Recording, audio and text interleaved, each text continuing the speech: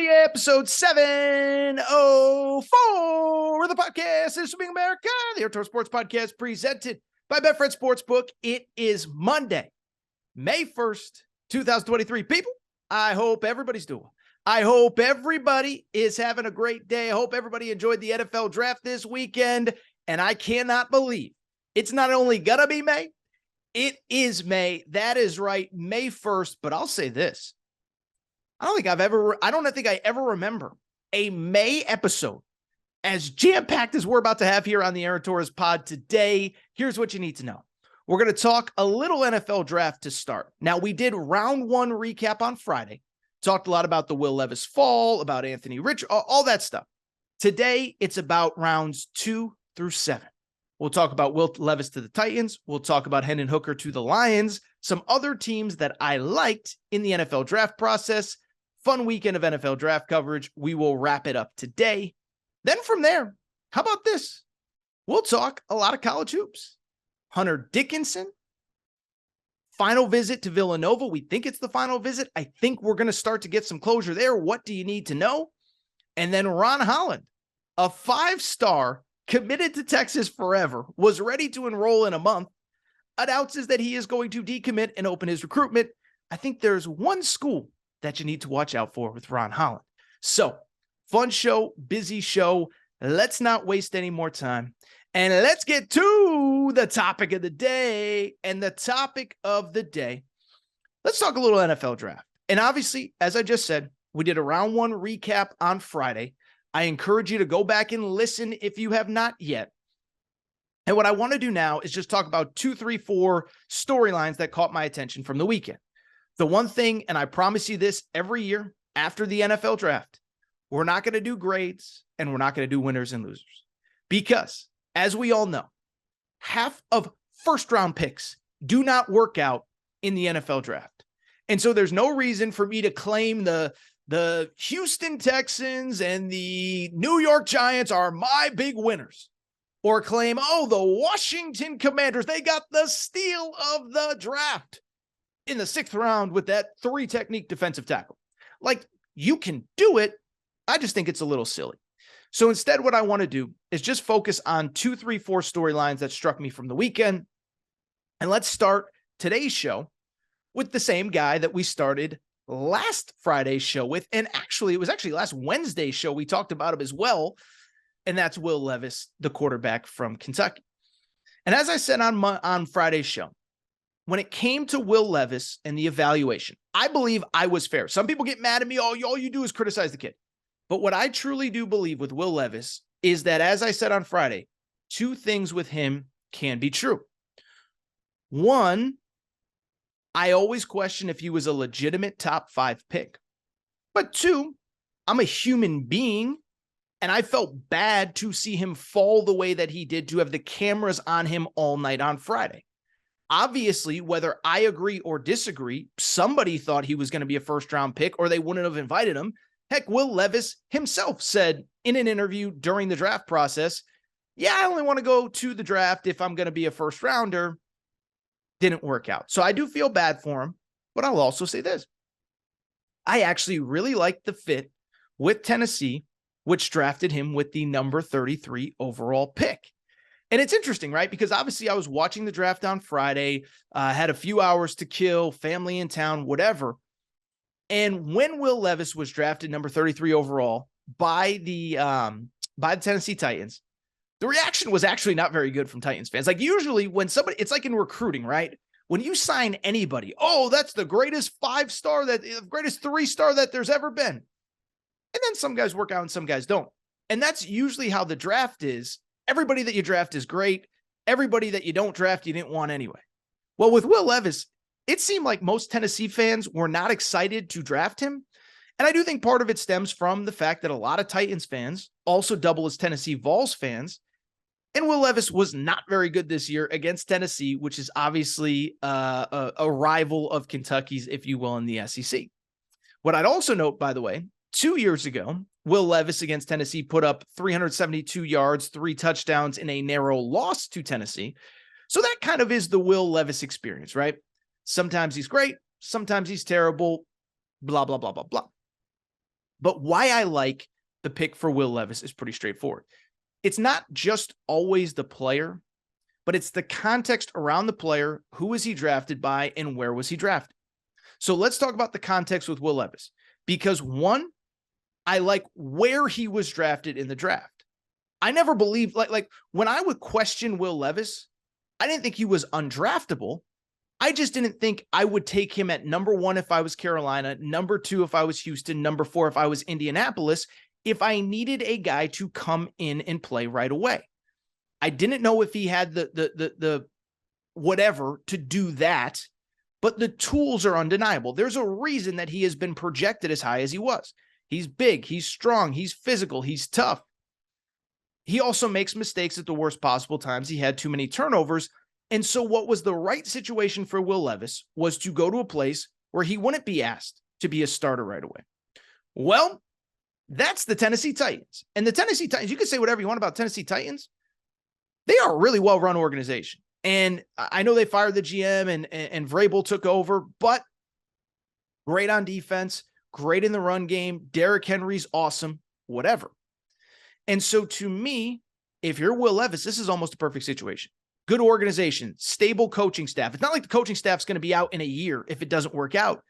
But most importantly, you have Ryan Tannehill for another year. And so the Titans came into this draft knowing that they probably had to draft another quarterback. There were rumors that they were going to trade up to get CJ Stroud if the Texans didn't take him at 2. So you knew you had to get another quarterback. And once those first 2 quarterbacks are off the board, everything's kind of a crapshoot. Anthony Richardson, inexperienced. Will Levis, too many turnovers. Hendon Hooker, I love him, but he's 25 years old, coming off injury. Everybody's got some sort of question. So you are going to take a project. You are going to take somebody that is uncertain. But if you're going to, why not take the guy that was a potential top 5 pick? And by the way, I can disagree if he's a top 5 pick, but the reports are that Indianapolis was ready to take him at number 4 if Anthony Richardson was off the board. And so to get that guy at 33 and to put him in a good structure in Tennessee and behind a starting quarterback that at the very least, Tannehill's a vet, he's experienced, he's a professional, and Will Levis just gets to be out of the spotlight for a year. He gets to come into the facility, be a professional, learn from a veteran, not have too much weight on his shoulders. I think it's a near perfect fit for Tennessee. This isn't Indianapolis where Anthony Richardson has to come in and be a star right away. This isn't Carolina where Bryce Young has to save the franchise. This is a situation in Tennessee. Everything's stable. They even have a quarterback for this year. And it's a question of whether you're the right guy for 2024, 2025, 2026, and beyond. And maybe you are. But if you're not, guess what? Who cares? What you ultimately gave up if you're the Tennessee Titans is a 3rd-round pick in next year's draft to see if Will Levis can live up to the potential that he showed in his junior year at Kentucky 2 years ago, or whatever it was, sophomore year, whatever it was, 2 years ago, when he played himself into consideration as a top 5, top 10 pick. And if it clicks, then guess what? You got your quarterback for the next 10 years. And if it doesn't click, guess what? You're in the exact same situation that you would have been if you had drafted him. If you had taken that defensive tackle from Tulsa or that cornerback from Houston, you still would have had to still had to find a quarterback post Ryan Tannehill. And so if Will Levis is the guy, it's great. But if he's not the guy, guess what? Can draft another quarterback next year. You can look at whoever's available as a free agent. There are going to be other guys. So I don't mean to belabor the point, but I don't get what the downside of taking Will Levis in round 2 is. If it was a top 5 pick, if you traded up to number 3 to get him, then yeah, I'd have some questions. If you're the Colts and took him at number 4, I'd have some questions. But I actually think the Colts are a perfect example. The Colts bet a lot on Anthony Richardson being the right guy. And if he isn't, people are going to lose their jobs over it. I don't think anybody's going to lose their job over Will Levis. If he's not the right guy, you draft somebody next year, you find a free agent, you do what you got to do. But if he is the right guy, you got a quarterback with top 10 potential for a very long time. Let's stick with the other quarterback news from the second day of the NFL draft. And if I liked Will Levis going to Tennessee, I love Hendon Hooker going to the Detroit Lions. And it's for a lot of the same reasons that I like Will Levis going to Tennessee. For Detroit, it's weird to say, but there's actually a lot going in the Lions' favor right now. This is a team that just barely missed the playoffs. They were one of the best teams in the NFL and certainly the NFC over the second half of the season. If Seattle loses on the final day of the regular season, Detroit goes into Lambeau, they win, they're going to the playoffs. I think they're very well set on offense going forward. They have Jamison Williams coming off a suspension. He'll be suspended for the first 6 games. They added Jahmyr Gibbs. They have the left tackle of the future in Penei Sewell. And so they also have Jared Goff at quarterback. But Jared Goff is another guy like Ryan Tannehill. We know he's not a 10-year fix at quarterback. He's not Mahomes in Kansas City. He's not Trevor Lawrence in Jacksonville. He's not Josh Allen in Buffalo. But Jared Goff was actually pretty good the last year or so in Detroit. And so what you hope is his contract runs through 2024. You hope you get a year or 2 out of him. And then you get to see what you got from Hendon Hooker. And the best part about all this is that Hendon Hooker isn't ready to go this year anyway. He's coming off a major ACL tear. And so rather than rush him along, first of all, rather than go to a place where it's Buffalo, it's Jacksonville, it's KC, it's Cincinnati, where they know that they have their quarterback of the future, there is a path to playing time in the next 2 to 3 years for Hendon Hooker. But there's also a timeline that allows him to get healthy, that allows him to learn the playbook. And I think there's a very good chance that come 2024, 2025, he's your starting quarterback. Now, obviously, the runway isn't as long with Hendon Hooker. He's 25 years old. But if you just need a guy that I believe, give him a year or 2 to learn that system, Hendon Hooker's that dude, man. I said he's the number 3 QB on my board. I would have taken him before Anthony Richardson. I would have taken him before Will Levis. So to get him in the 3rd round, to put him in a position where you do not need him to contribute right away, where you can allow him to get healthy, I think it is a win-win for everybody involved. And I also believe Hendon Hooker and Will Levis, they were both put in about as good a situations as they could have possibly asked for. A couple other notes from round 1, or really round 2 through 7 of the NFL draft. Really quickly, one, the Philadelphia Eagles, I just think are an interesting story. And we talked about Philly on Friday's show, how they drafted Jalen Carter and Nolan Smith out of Georgia. And we talked about the idea that if you're going to draft Jalen Carter, you want to put him in a place where he will be held accountable and where you're going to be able to keep him in line. Well, what better place to do it than the place that has Nakobe Dean, the emotional leader of Georgia's 2022 national championship team. You drafted Nolan Smith, the emotional leader of this year's Georgia team. And then on top of that, you also have Jordan Davis. Philadelphia is, I know I said I want to do winners and losers, but if you can get the best player in the draft as the reigning NFC champion, you did pretty good. And then later on, how about this? They drafted Keely Ringo, another starter off Georgia's national championship team, back-to-back national championship teams, really. And what stands out to me, it's funny, my radio partner, Jason Martin, mentioned this. It cracked me up. Like, how we did that whole, for years, we would do that whole, like, could Alabama beat the Cincinnati Bengals or the Cleveland Browns or whoever the worst team in the NFL was? Well, basically, we're just taking Georgia's national championship team and putting it in the NFL, and it'll be interesting to see how it worked out. But more than that, what's really interesting to me is kind of the cultural philosophy of the Philadelphia Eagles organization. It's interesting. I was listening to a podcast. John Middlekov does media now, but he's a former scout of the Philadelphia Eagles. And he laid out a very interesting thing that is going on in Philadelphia right now. He mentioned 2 or 3 years ago, Philadelphia had a chance to draft Justin Jefferson. They needed a wide receiver. They instead went with a guy named Jalen Reagor from TCU. And why is that important? Well, 1, Jalen Reagor didn't work out. Reagor, however you pronounce his name. And 2, Justin Jefferson's a superstar. And so at that point, they kind of, in Philadelphia, made an institutional organization of, let's stop overthinking this thing. Let's take the best players from the best programs. And if you think about it at its most fundamental level, it makes so much sense, right? The best players at Georgia or Alabama or LSU were probably the best high school players in the country. They've been the best trained. They've been the best coached. They've played against the best competition. So, like, I don't know if there's stats that prove that the SEC players end up being the best players in the NFL. But again, best training, best resources, best coaching, best high school players against the best competition. It makes sense. And now you look at Philadelphia, Jalen Hurts at quarterback, Alabama, Oklahoma. Great coaching, obviously, at the college level. Lane Kiffin was his coordinator. Steve Sarkisian, I believe, was a coordinator for a year. Played for Lincoln Riley. Devontae Smith at wide receiver, coached by Nick Saban, played in Steve Sarkisian's system. Now all these Georgia players playing for this great mind and Kirby Smart, it just makes a ton of sense. And again, whatever. The only thing I'll say is Eagles are fascinating, and I like them a lot going into next year. Reigning Super Bowl reigning NFC East champs in a conference now where there's no Tom Brady in the NFC in Tampa. There's no Aaron Rodgers in Green Bay.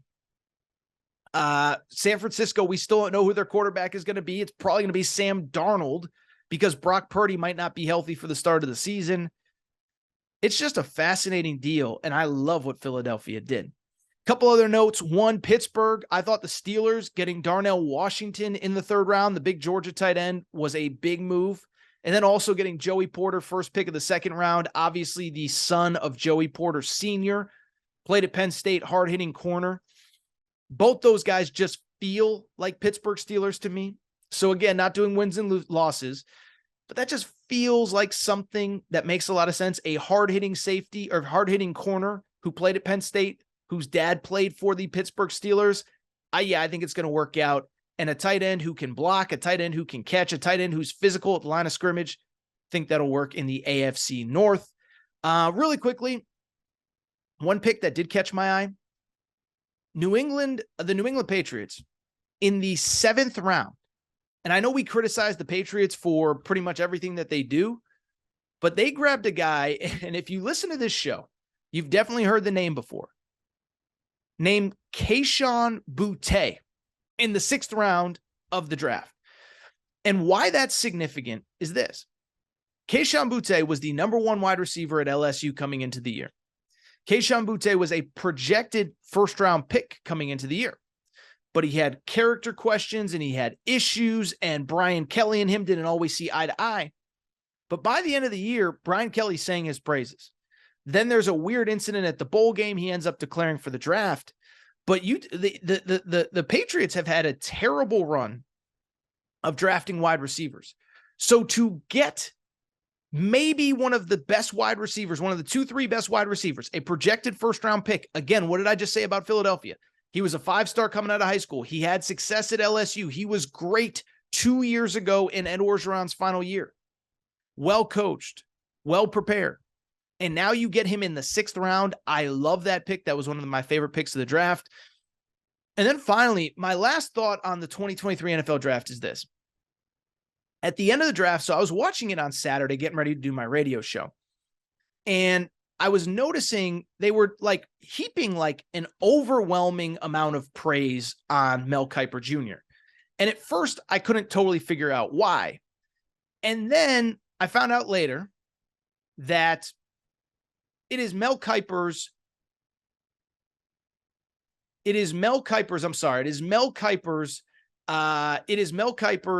40th year doing the NFL draft. And so Todd McShay's sharing his stories, and Reese Davis is sharing his stories, and Louis Riddick is sharing his stories, and there's a new guy named Matt Miller, and he's sharing his stories about how Mel has impacted him. And it really struck me. I saw a lot of negativity about Mel Kiper after the first round. He was one of the big Will Levis advocates. But it struck me. Mel Kiper is kind like let me even backtrack, okay? I think Mel Kiper got a lot of heat. I think Mel Kiper got a lot of heat in the opening round, which he always does, which I can just tell you 100% definitively. When you work in this space, in the sports space, and you have strong opinions, and I know this because I think most of the time I have strong opinions, you are going to get flack, you are going to get backlash, and especially when you're in a prediction business. Now, I don't really predict. I just talk about big topics. I talk about drafts. I talk about games. I talk about recruiting. I talk about college. I talk about whatever. But when you're determined by your picks and your predictions, you're going to get a lot wrong. Like even people that Like Daniel Jeremiah, I think, had the best track record, and he missed 8 or 9 picks in the first round or 2. And he was great at what he does. And so I just bring it up because Mel Kiper Jr. gets a lot of flack, especially this time of year. Oh, he's too old. Oh, he's out of touch. Oh, he gets this pick wrong. Oh, he said this guy was going here. But it struck me, as they told Mel Kiper's story, this was a guy that at 14, 15, 16 years old started his own NFL scouting newsletter. It was literally a pen to paper, printed in his basement, shipped to fans type of newsletter. Then he gets older. Then ESPN decides to broadcast the NFL draft. They hire him because there's literally nobody else that follows the draft 365 days a year. And now 40 years later, Mel Kiper has been doing the same. And so I was thinking about this on Saturday when I was watching the end of the draft. What I was thinking about was everybody wants to blame Mel Kiper. Everyone wants to yell at Mel Kiper. He's this, he's that, he's overrated. He doesn't know what he's talking about. Just think about who Mel Kiper is and what he did. He had a passion as a 12, 13, 14-year-old for NFL football and the scouting and draft process. He created a job that literally didn't exist. NFL draft analysts did not exist 35 years ago, 40 years ago when he got into this business. And then over 4 decades, he has made it into a career and he has made it his livelihood. And so I bring it up because instead of criticizing Mel Kiper, and I know this is random, but it was one thing that really stuck out to me. I think we should be writing books. We should be making documentaries about Mel Kiper, because at the end of the day, isn't Mel Kiper kind of the American dream? Like, you come here and you work hard and you have success and you find your passion and you do what you want. Well, Mel Kiper did that 40 years ago. He had a passion. He created a business and he's had a ton of success doing it. And all I ever see with Mel Kiper, oh, he's old. Oh, he's out of touch. His picks stink. He's this, he's that. It's time to fire him. It's time to bring in somebody else. Mel Kiper created not only a job for himself, he created an entire industry. When you Google NFL mock draft, NBA mock draft, Major League Baseball mock draft, and you see pages upon pages upon pages in Google, that is a Mel Kiper creation. That did not exist prior to Mel Kiper. And so I'm not going to keep going on and on. But I just was thinking about this while I was watching the NFL draft on Saturday. Mel Kiper, 40 years with the NFL draft. It's like everything else, right? Jim Nantz just retired from doing the NCAA tournament. Billy Packer just passed away. Tim McCarver just passed away. These are these iconic bedrock people that are associated with one sport or one event. And as I watched Mel Kiper Jr. this week, it struck me. He is as passionate, as excited, as in love with the process of talking NFL draft as he was today than when I started watching the draft, 25, 30 years ago. He's been doing this since before I was born, and he's still going strong. So congrats to Mel Kiper, but I just don't get the backlash. He created a livelihood. He is the American dream. He created an entire draft industry. And let's give him a little bit of credit. Random way to end that segment, but I thought it was really important. But this is what I want to do. I do want to take a quick break. I do want to come back, and I want to switch gears to basketball. That is because there are 2 big stories from the weekend, starting with Hunter Dickinson wrapping up the visit tour. Hunter Dickinson is done with visits. What does that mean for him? How soon will we get a commitment? And do we have any idea where he's going next? We'll take a quick break, discuss it all coming up. All right, we're getting back to the show in a minute. But before we do, I want to welcome back our presenting sponsor, Betfred Sportsbook, and the Betfred Sportsbook app. The NBA playoffs are here, and nobody has you covered quite like Betfred. By now, you know Betfred's story. Started in 1967 in the UK. Over 1,200 shops in the UK. They have since come to the United States and made a major splash. They are not only the presenting sponsor of the Aaron Torres podcast and all things Aaron Torres media, but also the Cincinnati Bengals, the Colorado Rockies, the Denver Broncos. And what I love about Betfred Sportsbook is that nobody takes care of their customers quite like Betfred. You've seen the Betfred Sportsbook suite at Bengals games. It is hopping. We have sent listeners of this show to Denver Broncos VIP tailgates. Betfred bettors have thrown out first pitches at Colorado Rockies games. Again, nobody takes care of you like Betfred Sportsbook does. And here is what they are doing for the NBA playoffs. How about this for a deal? Bet $50 on any game all playoffs long. Get up to $1,111 in free bets. Here's how it works. Download the Betfred Sportsbook app, bet $50 on any game. You automatically get $111 in free bets. But beyond that, here is what else Betfred does for you. They're going to give you up to $200 in insurance for the first 5 weeks that you're a Betfred customer. So maybe you make a bad pick. We all do. We've all been there. Trust me. You followed my picks in March Madness. It happens. So you bet 200, doesn't work out. Get 200 insurance for the first 5 weeks that you are a Betfred customer, equating up to $1,111 in free bets thanks to Betfred. Again, nobody takes care of you like Betfred does. Love working with them. They are the presenting sponsor of the Aaron Torres pod. Tell them Torres sent you. Download the Betfred Sportsbook app right now. All right, everybody. Hi, back. Good to be back. Do want to switch gears, and I'll just say this. Over the last couple weeks, and really even longer than that, but specifically the last couple weeks, I can definitively say that I don't ever remember getting more questions on a specific topic than the current status of Hunter Dickinson. The All-American from Michigan entered the transfer portal Final Four weekend. And I'm just telling you, every time I open my phone, it's Twitter, it's Instagram, it's email, it's DMs, it's tweets, it's tags. Torres, what do you know about Hunter Dickinson?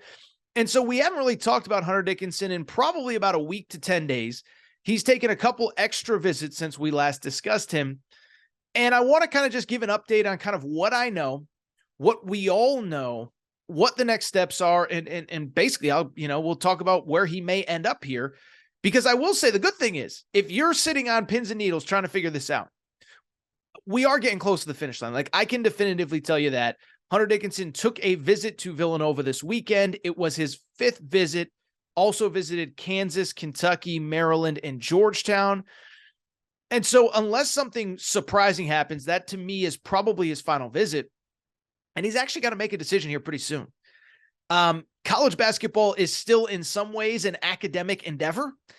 And most schools are going to want him to enroll on campus here in the next couple weeks. Most schools bring their players back right around Memorial Day. We're about a month away. It's already, as you guys listen right now, it's May 1st. It's going to be May. No, it's not going to be May. It is May. You're here right now. And so I just bring it up to say, like, we're getting to the home stretch and Hunter Dickinson has to make a commitment. So over the next couple days, I would expect an update, maybe a decision date. Maybe he'll just drop his official decision here coming up. But I just bring it up because we're getting to the finish line. And so what I want to do now is just talk about what I have heard, what I know, what we might not know, and what kind of makes sense and what doesn't as far as the schools are concerned. Now, in terms of what I've heard about Hunter Dickinson and his recruitment, the one thing I can tell you is the message across schools seems pretty much the same, okay? What Hunter Dickinson, first of all, there's a lot of talk about a player of his caliber in NIL. Listen, I get that NIL is a great, fun, fascinating, interesting topic. What's true, what's false. I always say it's so different than the pros, because when Lamar Jackson signs a contract extension, you know exactly how many years, how much money, how much is guaranteed, how much isn't. In college, we have no idea. It's all sort of under the table. Nothing is above board. And so NIL fascinates us. But what I can tell you from the Hunter Dickinson perspective, but also most major recruitments, NIL is an important factor. I don't believe it's the only factor, though. Mostly, yes, you do. Let me be clear. You do have to have some kind of NIL plan in place for whatever recruit, a high school recruit, a transfer recruit the caliber of Hunter Dickinson. But that's just one factor in a recruitment. And for Hunter Dickinson, that's my understanding as well. Like, yeah, I do want to make some money. I'm allowed to do that in college now. But how are you going to use me? What's the system? Can I be featured? Who are my teammates going to be? Where are we at as a program in terms of, are we a championship contender? Are we rebuilding? Where are we at? So I don't believe NIL is as big of a factor as everybody's making it out to be. It's important, but I don't think it's the only factor. And instead, to me, what I have been told by multiple people is that it's really going to come down to, how does Hunter Dickinson see himself fitting in with your program, with his future teammates, with his coaching staff, how he'll be used. One thing I can tell you, Hunter Dickinson over the last 2-3 years has worked really hard on his three-point shot 43% from the three-point line this year.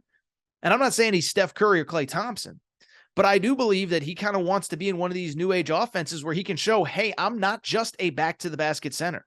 Playing in the Big Ten, playing for Michigan, it was like kind of like, I got to go plant my butt in the post and do whatever. I think he wants to show a little bit more than that. And so with that, let's talk about these schools, because I will say his most recent visit to me is actually the most interesting visit of them all. And I'm not saying Villanova is a favorite. I'm not saying anything like that. But when you look at Villanova, a couple things stand out. One, if he does want to be in kind of a new age pro style offense, everybody cutting, moving, spacing, ball movement, big guys are allowed to make plays. And I'm not saying that's what he should want, but I'm just saying that I know for a fact that is what he does want. Villanova feels like that spot, right? Like that is what Villanova does. They're great at, they play a very new age style of basketball. And so Villanova has that going for them.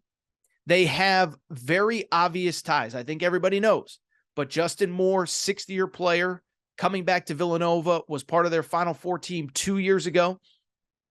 Actually got injured in the NCAA tournament, came back in the middle of this year. But Justin Moore came back over the end of the season this year. He's coming back next year for college basketball. And he's a former high school teammate of Hunter Dickinson. And I can't say I know their relationship perfectly well, but what I can tell you is my understanding is they're close, and that's a factor, and that's something Hunter Dickinson is going to consider. Finally, and this is something that you need to pay attention to, because this is an important piece of information that I think could be easy to be overlooked, but it shouldn't be in the grand scheme of things. A lot of people would probably sit there and say, okay, Villanova, we get it. Great program, but small Catholic school, Big East. It's not an SEC. It's not a Big Ten. It's not a Big 12. It's not a power conference program with power conference money, football money, whatever. So can they compete in the NIL space?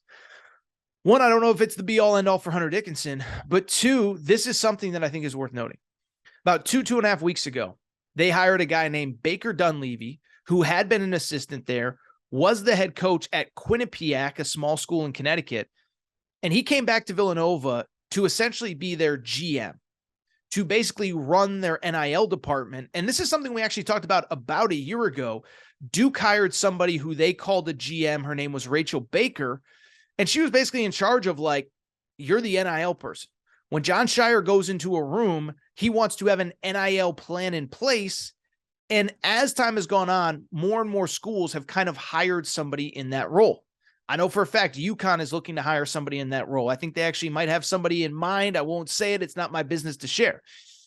But Villanova hired a GM to basically fundraise and oversee NIL in the last couple weeks. So I don't know if he's working the phones overtime to get money in place to get Hunter Dickinson, but I don't think if it comes down to NIL, they'll be outbid.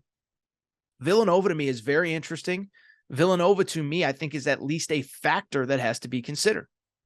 The other schools, Kansas, but prior to Villanova was the most recent visit. And I'll tell you, a lot of people in the industry think Kansas is the favorite. I don't know that anybody is the favorite right now. I'm not even sure Hunter Dickinson knows, but they sure do offer a lot, okay? First of all, in terms of teams that are built right now to compete at the highest level, I think Kansas is right there. Kansas has done a really good job this spring and summer of revamping their roster. Added 2 transfer portal kids in the last probably 10 or so days. Nick Timberlake was a really good guard, Towson University.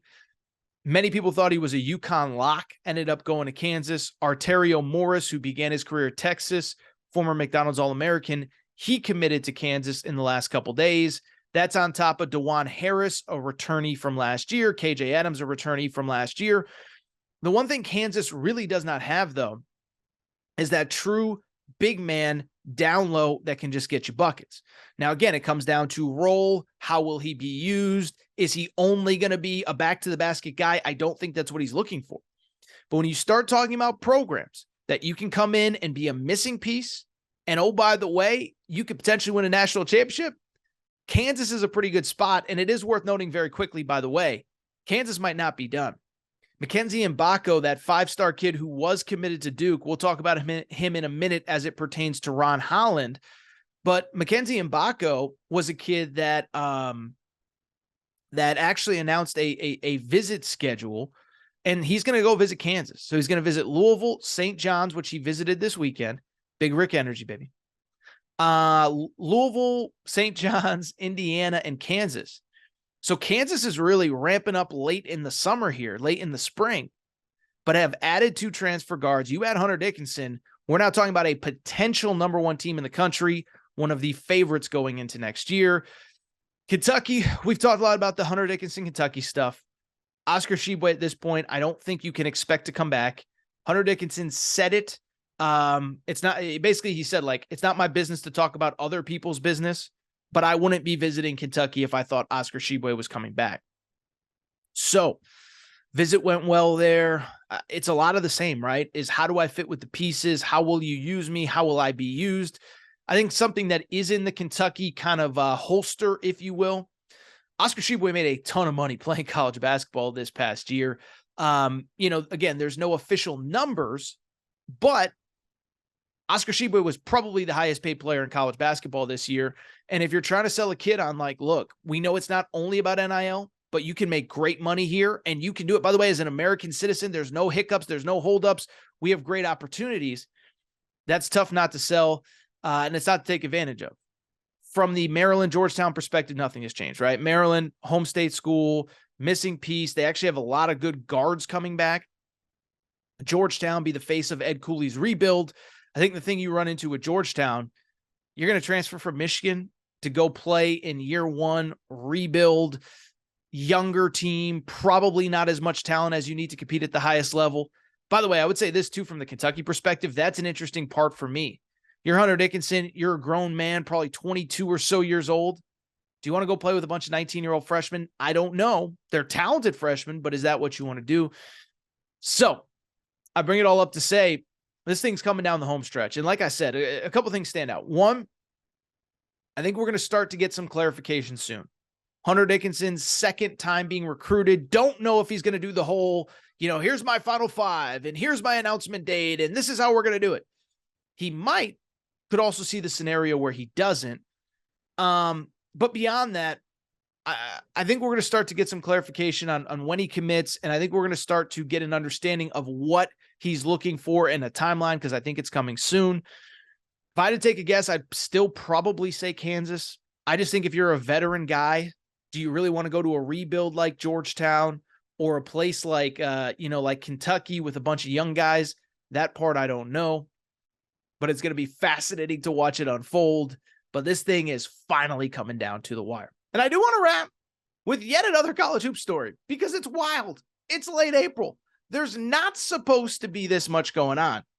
But I'll tell you a quick story. It was Friday afternoon, and I had family in town, and I'm blessed to do what I do. I'm blessed to have a vibrant, happy, and healthy family. Everything's going great. But my family, we've been kind of trying to figure out a few days that could potentially work, and I was traveling for the NCAA tournament, and I was back, but the portal was going to be crazy in April. So finally, we settled on late April. We said, listen, NFL draft is Thursday night. But after that, Friday, Saturday should be pretty relaxed in the world that I am in, the college sports world. Yeah, not so much. That's because at about, 2:30, 3 o'clock Eastern, probably 11:30, 12 o'clock Pacific, I'm at lunch with the fam. The phone starts blowing up, and I'm like, what could possibly be happening? It's 3 o'clock Eastern time in April, the end of April. What could be going on that is such a big deal? Well, I looked down at my phone, and it was, in fact, a big deal. That's because Ron Holland, the top, let me say this, a universally regarded 5-star player basketball in the class of 2023, okay? So in other words, we're not talking about a sophomore or junior. We're talking about a kid that is set to graduate from high school here in about 10 minutes and was set to enroll at Texas, announced he was decommitting from the school. That is right, the number 2 player in the country, according to ESPN, the number 6 player, according to 24/7 Sports, had been committed to Texas since the fall, had stuck with Texas through the Chris Beard arrest, through the Chris Beard firing. And then, oh, by the way, literally like a month before he's set to enroll at Texas, he decides to decommit, ask out of his letter of intent, and open up his recruitment. And so it's absolutely crazy. I want to break it down. It's insane. And I do believe that there is one school specifically that makes a lot of sense for his services. Now, before we get there, let me just give you a quick kind of who, what, when, where, why of who Ron Holland is, okay? Like I said, really good player, number 2 ranked player in this current high school senior class. Again, about to enroll in college this year. Number 2 player according to ESPN, number 6 according to 24/7 Sports, but a big forward, about 6'7", 6'8", but really that modern new age player. Can step out, can shoot, can handle, can create for others, can finish at the rim, is an elite defender. He plays hard. He is just a really, really, really talented player. And so when Chris Beard in Texas got his commitment, it was seen as a mega win for the Longhorns. And when Rodney Terry held on to that commitment through all the Chris Beard chaos, it was seen as like a statement for Rodney Terry. Now, we'll get to Texas in a minute, but of course, as soon as he announces his decommitment, the question now becomes, well, where's he going to go? Who is he going to play for? And as I said, I believe that there is one school that makes more sense than any other. That school, it was one of his 3 finalists. Ron Holland originally chose Texas over UCLA and Arkansas. And I'll tell you, I really do believe that Arkansas should be considered the favorite to land this kid, and it's for a number of different reasons, so let's get into them all. First of all, there is that pre-existing relationship, right? These 2 sides went deep into the recruitment. This wasn't they called, first day that you could call and Ron Holland and his family didn't pick up. They not only picked up, they were very deep into that recruitment. Eric Musselman and his staff visited them multiple times. I remember, I think it was a Friday, actually, looking on social media, and I see Eric Musselman hanging out at the Dallas Cowboys facility with Mike McCarthy, and I think it was Dak Prescott and whatever. It was because he was in Dallas recruiting Ron Holland, okay? So there's the pre-existing relationship there. It's not as though I'm just pulling Arkansas out of thin air. And from my understanding, I think it was a contentious isn't the right word, but I think it was a back and forth within the family over what was best. They're a Texas family from the state of Texas, deep Longhorn ties. But my understanding is during the recruitment, they really liked what Arkansas sold. And it was a really, really tough decision to choose Texas over Arkansas. But again, at the time, remember, Texas is top 5 in the country. Chris Beard is the head coach. It seems like everything is on the upward trajectory. And even though Texas had a great season that ended with a Big 12 tournament title and an Elite 8 appearance, it is still a much different situation in Austin than the one he committed to about 6-7 months ago. So you have all of those factors. But then beyond that, there was something else that was very interesting that happened over the last couple days that you really got to be a sicko nerd like me to have noticed. But one thing I can tell you, okay, probably I'm a little bit older than I look. I've been doing this a long time. And as I've gotten deeper into this business, the one thing that I've learned is this, is that in college sports, okay, when something that seems strange happens, there usually are no coincidences. Like something weird just doesn't happen out of nowhere. Usually something has happened which leads to another trickle-down effect, or something happens that seems surprising. And then 2-3 weeks later, you see, oh, this is why that happened. It all makes sense. So let me give you a very quick example. We talked about this kid at Mackenzie Mbako a few weeks ago. He was a 5-star kid committed to Duke. All of a sudden, we wake up on a Monday or Tuesday, and we're finding out that he plans on opening up his recruitment at Duke, okay? And so we're sitting there saying, this 5-star kid, superstar, top 10 prospect, why would he decommit from Duke? Then about 10 minutes later, you find out that Kyle Filipowski is going to come back. You find out that it's going to be a loaded backcourt, and he's going to look at his options. And so, again, it wasn't a coincidence. It wasn't out of nowhere. There was something that happened that led to the end result that Mackenzie Mbako was going to decommit from Duke. So what does that have to do with Ron Holland and his recruitment and potentially Arkansas making sense? Well, like I said, in college sports, nothing is ever coincidental.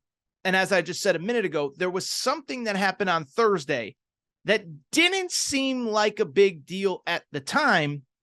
But if you start connecting dots, you see that there might be something here. What was that thing? Well, on Thursday, Arkansas, which its roster is seemingly set outside of waiting for Devo Davis and Jordan Walsh to figure out if they're coming back or not, Arkansas had a player named Darian Ford hit the transfer portal on Thursday. Good player, 4-star player from the state of Arkansas, finished his freshman year. I believe he'll have success somewhere else. It was just, he's at one of the top programs in college basketball right now, and there's a lot of good players ahead of him. So he decides to enter the transfer portal. But what was interesting specifically about this one was that he had publicly announced that he was going to come back about 2 or 3 weeks ago. He released a statement. I'm grateful. I'm an Arkansas kid, blah, blah, blah, blah, blah, whatever. But he basically released a statement. I plan on coming back. And then 2-3 weeks later, he hit the portal. So why do I bring it up? Again, nothing in sports is coincidental at the college level. Let's just talk this out and make sense of it. Because to me, you have a player who's from Arkansas, who wants to be at Arkansas, who publicly announced about 3 weeks ago that he plans on returning for his sophomore season. And then 3 weeks later, at the end of the portal cycle in late April, he then decides out of nowhere that he is going to transfer. And then a day later, a 5-star player that was heavily recruited by the school that he's transferring out of, which will need a scholarship, just so happens that 5-star player ends up decommitting. It doesn't. If it's a coincidence, it is a great, huge, wild coincidence. And I don't believe in coincidences at this level in college sports. What I believe is that, frankly, the Arkansas staff probably got wind that Ron Holland was not happy with the setup at Texas. And I believe that they needed to make a scholarship spot available for him. And we've talked about the scholarship numbers and this and that in the new world of college sports. I feel bad for the individual player, but this is the business of college sports. Colorado's had 45, 50 players enter the transfer portal in football in the last 6 months. That's part of the new wave of college sports. And so to me, what this strikes me as is Arkansas was at its scholarship limit. Arkansas needs another scholarship, and this guy has to enter the portal so that now a scholarship is available. Beyond that, there's a couple other things that make sense from the Arkansas perspective. One, there will very likely be a need at his exact spot. That's because Jordan Walsh, very talented freshman this past season, also from Dallas, also a former McDonald's All-American, is currently testing the NBA draft waters. And I haven't done a lot of my draft prep yet, but Jordan Walsh is a good player, and Jordan Walsh will get drafted on intangibles and talent and athleticism alone if he decides to stay in the draft. And what is the one thing I've said about Eric Musselman many times on this show? He is going to, when a player decides that they're going to test the waters, whatever, he's going to wish them the best. He is going to whatever, but he's not going to sit there until late April, early May, mid-May, late May for a kid to make his decision. So I think right now he's probably working under the assumption that Jordan Walsh will not be back. And if that's the case, you got to replace him. And if that's the case, there's a spot now open for Ron Holland, not only from a scholarship perspective, but also from a roster perspective as well. Finally, any other thing that Ron Holland would want, it would be available at Arkansas. Chance to compete for a national championship. Check. Chance to compete at the highest levels of the SEC. Check. Chance to be developed into an NBA player. Well, Nick Anderson, Anthony Black, Nick Smith, on and on. All these guys, Jordan Walsh, are going to be NBA players next year.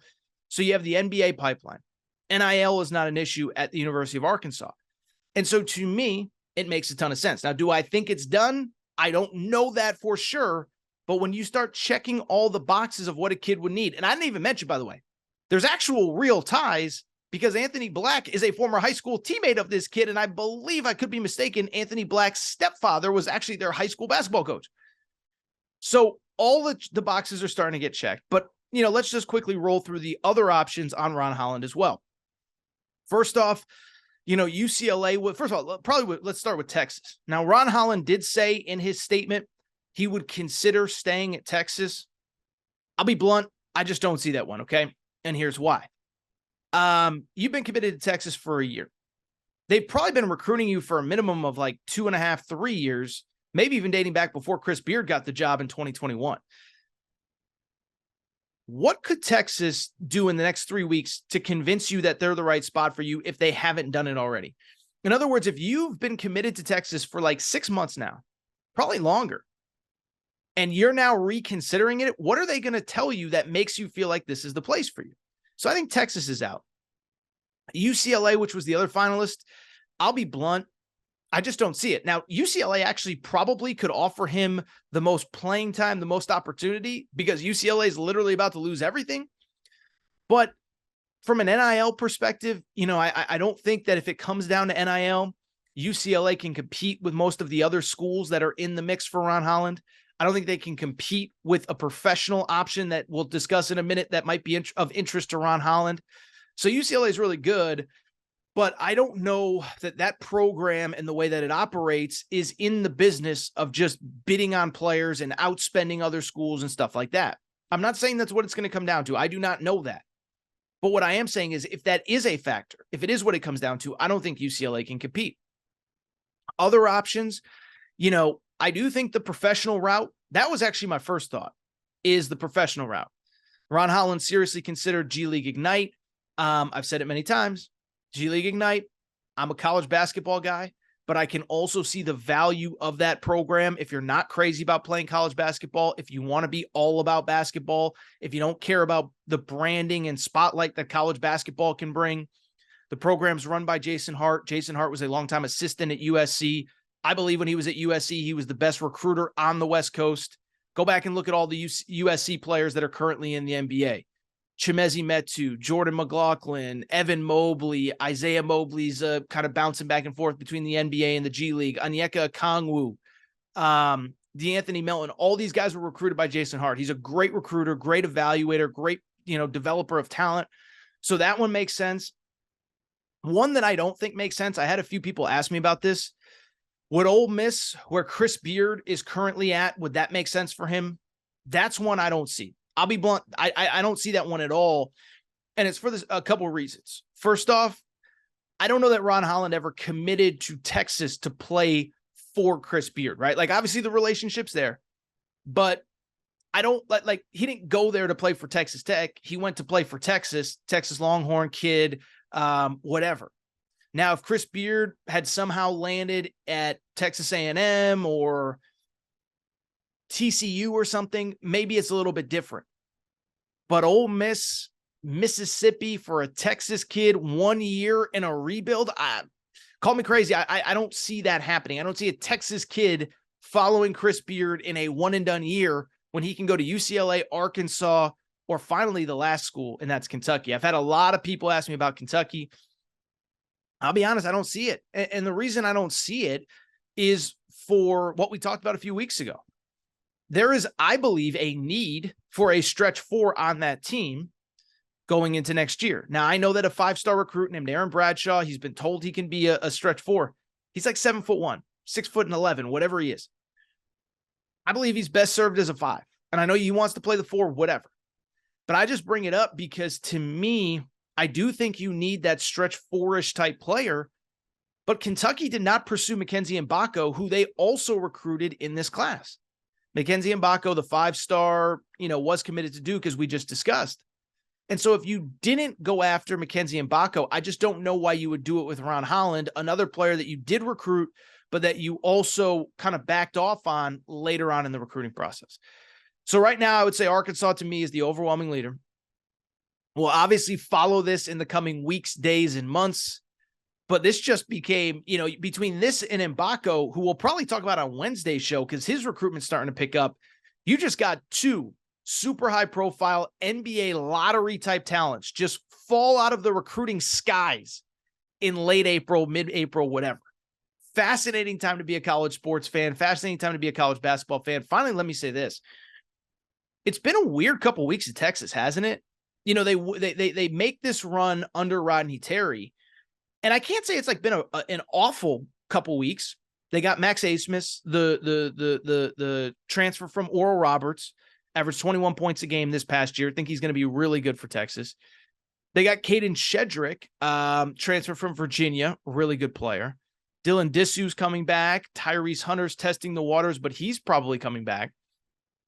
But they've also lost now 2 5-star recruits that were committed and were set to enroll in a month from now. AJ Johnson, who we barely talked about a few weeks ago, has decided he's going to go to the professional league in Australia. Don't get that one, but it's not my business. And then from there, Ron Holland has reopened his recruitment. And so I just bring it up because, listen, I was an advocate for Rodney Terry. I thought he should get this opportunity. But the people that were against it, what did they say? He inherited a great veteran team from Chris Beard. Was he really the guy to keep this thing going? The early returns are mixed. Very successful through the transfer portal, but having 2 5-star kids decommit, not the best look. All right, I think that's it for this episode of the Aaron Torres Sports Podcast. Before we get out of here, make sure you're subscribed. By the way, a couple things. Make sure you're subscribed on YouTube. We're about to hit 23K subscribers on YouTube. Appreciate your support there. Full episodes are available on YouTube as well. Make sure you're subscribed on whatever you listen to podcast, Apple, Spotify, whatever. If you want to do your boy a solid, leave a 5-star rating and review. That would be great. And also all the other good stuff. Make sure you're following on social media at Aaron_Torres on Twitter, at Aaron Torres Pod on Instagram, Aaron Torres Podcast Questions at gmail.com, Aaron Torres Podcast Questions at gmail.com. I think that's all for today's show. And I do think I am going to get out of here. Busy week ahead, fun week ahead. There's plenty more coming over the next couple of days on the Aaron Torres Pod, but just want to thank you guys again for your support as we come to an end of April. Numbers are up. More people listen to the Aaron Torres Pod in April of 2023 than they did this time last year, this time in 2021, etc. And it's because of your guys' support and your guys' interest. So thank you as always. Thank you again. And it is time for me to get out of here. Shout out to Torque. Shout out to Rachel, who hates my voice. Shout out to JJ Redick, you F-head. Unblock me, bro. It's the playoffs. Let's talk. I'll be back on Wednesday. New episode of the Aaron Torres Pod.